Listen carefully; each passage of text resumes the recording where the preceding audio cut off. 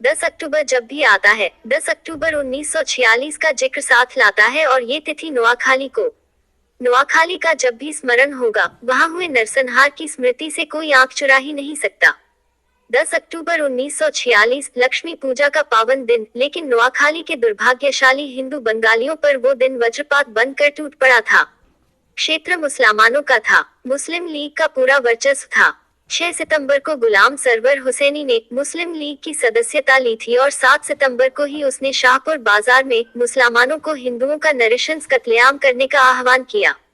उसका यह कथन कि हर मुसलमान हथियार उठाएगा और हिंदुओं को किसी भी हाल में नहीं बख्शेगा। 12 अक्टूबर का दिन तय किया गया इस वहशत को अंजाम देने के लिए। दुखद यह है कि इस योजना की पूरी खबर प्रशासन को भी थी। 10 अक्टूबर को ही जिला मजिस्ट्रेट N.G. रे, जिन्हें 12 अक्टूबर को जाना था, उन्होंने 2 दिन पहले ही जिला छोड़ दिया था और अपनी जान बचा ली थी।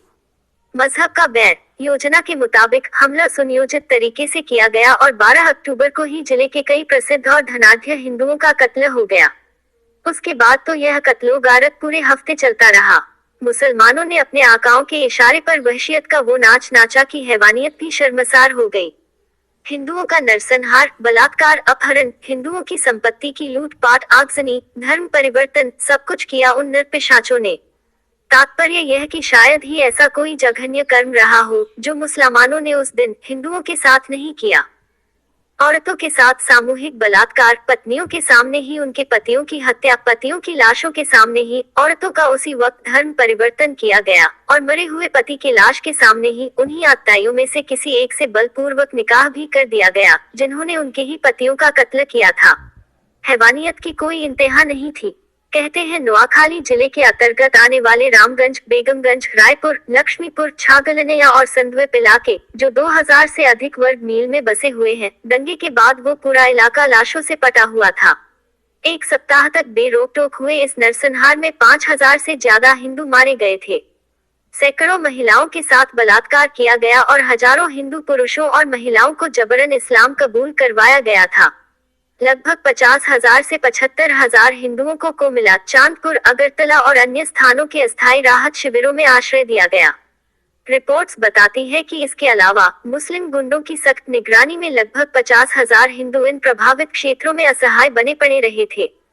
कुछ क्षेत्रों से गांव से बाहर जाने के लिए हिंदुओं को मुस्लिम नेताओं से परमिट प्राप्त करना पड़ा। जबरन धर्म परिवर्तित हुए हिंदुओं को लिखित घोषणा पत्र पर हस्ताक्षर करना पड़ा कि उन्होंने स्वयं अपनी मर्जी से इस्लाम कबूल किया है। बहुतों को अपने घर में रहने की आज्ञा नहीं थी, वो तभी अपने घर में जा सकते थे जब कोई सरकारी मुलाजिम निरीक्षण के लिए आता था। हिंदुओं को मुस्लिम लीग को जजिया टैक्स भी देने के लिए मजबूर किया गया।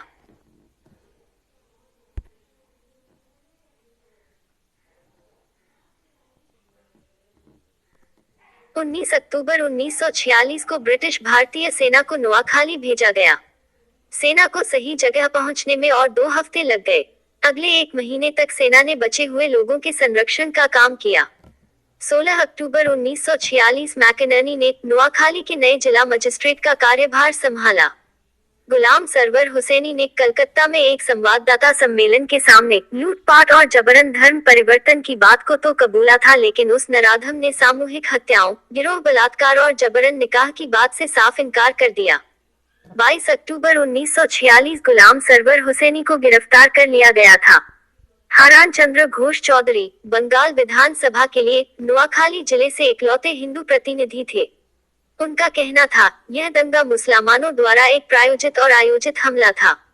माननीय श्यामा प्रसाद मुखर्जी, जो कलकत्ता विश्वविद्यालय के पूर्व वाइस चांसलर और बंगाल के पूर्व वित्त मंत्री थे, ने इस तर्क को सिरे से खारिज कर दिया कि नोआखाली में घटी यह जघन्य घटना एक साधारण सांप्रदायिक घटना थी। उनका कहना है कि यह बहुत सोची समझी पूर्वनियोजित योजना थी। यह एक षड्यंत्र था जो मुस्लिम बहुल इलाके के बहुसंख्यकों ने अल्पसंख्यक हिंदुओं का नृशंस तरीके से कत्लेआम, बलात्कार, लूटमार, धर्म परिवर्तन इत्यादि करने के लिए रचा था। दुखद यह है कि इस बात की पूरी खबर प्रशासन को थी और प्रशासन अपने कर्तव्य से चूक गया। 7 नवंबर 1946 गांधी जी ने शांति और सांप्रदायिक सद्भाव बहाल करने के लिए नोआखाली का न सिर्फ दौरा किया, बल्कि वो पूरे 4 महीने तक वही डेरा जमाए रहे। लेकिन पीड़ितों का विश्वास वो नहीं जीत पाए। विश्वास बहाल करने की उनकी हर कोशिश नाकामयाब रही। फलतः विस्थापित हिंदुओं का पुनर्वास भी नहीं हो पाया। शांति मिशन की इस विफलता के बाद 2 मार्च को गांधी जी ने नोआखाली छोड़ दिया। बचे हुए अधिकतर हिंदू पश्चिम बंगाल, त्रिपुरा और आसाम के हिंदू बहुल इलाकों में चले गए।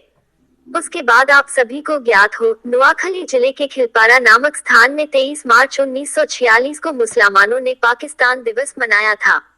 यह घटना 10 अक्टूबर 1946 की थी। इसके तुरंत बाद ही कांग्रेस के नेतृत्व में भारत ने देश का विभाजन स्वीकार कर लिया। इस फैसले के बाद शांति मिशन को बर्खास्त कर दिया गया और राहत शिविरों को भी बंद कर दिया गया। और फिर 15 अगस्त 1947 भारत आजाद देश हो गया। आजादी के उल्लास ने नोआखाली में गिरे हर लाश पर विस्मृति का कफन डाल दिया। देश बंट गया, पर वो दर्द आज भी अखंड है। वो दारुण इतिहास आज भी हताहत करता है। बंगाल फिर कुछ ऐसे ही कारणों से चर्चा का केंद्र बना हुआ है। डर फिर मानसिक ज्वर के रूप में अपना स्थान आरक्षित करने लगा है। पर इतिहास की इस सिसकी को कोई सुन रहा है क्या? मन का असमंजस चरम पर है। दिल कहता है तुम खामोश तो रहना मत, और प्रज्ञा कहती है कथा व्यथा की कहना मत।